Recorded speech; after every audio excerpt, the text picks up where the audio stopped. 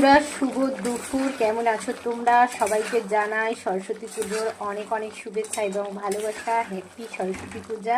তো আজকে হচ্ছে যেহেতু সরস্বতী পুজো, তো বুঝতেই পারছো প্রত্যেকটা ঘরেই কিন্তু এই রকম রান্নাবান্না হবে, যেমন খিচুড়ি চচ্চড়ি, খিচুড়ি আলুর দম। তো সেই রকম আমার ওই কিন্তু কোনো রকম চচ্চড়ি আজকে হয়নি, তবে রাতে কিন্তু গোটা সেদ্ধ অবশ্যই হবে, তোমাদের সাথে শেয়ার করব।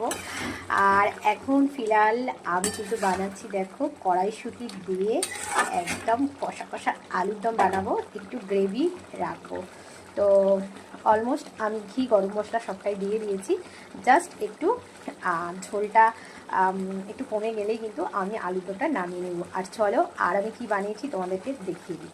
এখানে কিন্তু গরম গরম খিচুড়িটাও একদম রেডি হয়ে গেছে, আর আলুর দমটা তো তোমাদেরকে দেখিয়ে দিলাম। আর খিচুড়ির সাথে জানোই তো আরও যে সমস্ত কিছু থাকে, যেমন কুলের চাটনি, 5 রকম ভাজা, তো সেগুলো কিন্তু এখন আমার হয়ে ওঠেনি, তাই তোমাদের সাথে শেয়ার করতে পারলাম না। আর যেটুকু হয়েছে সেটুকুই তোমাদের সাথে শেয়ার করলাম। আলুর দম আর খিচুড়ি এই দুটো কিন্তু আমি রেডি করে নিয়েছি। তো সবাইকে জানাই সরস্বতী পুজোর অনেক অনেক ভালোবাসার শুভেচ্ছা। সবাই কিন্তু অনেক আনন্দ করো। তো সব বন্ধুদের বলি হ্যাপি সরস্বতী পুজো, শুভ দুপুর।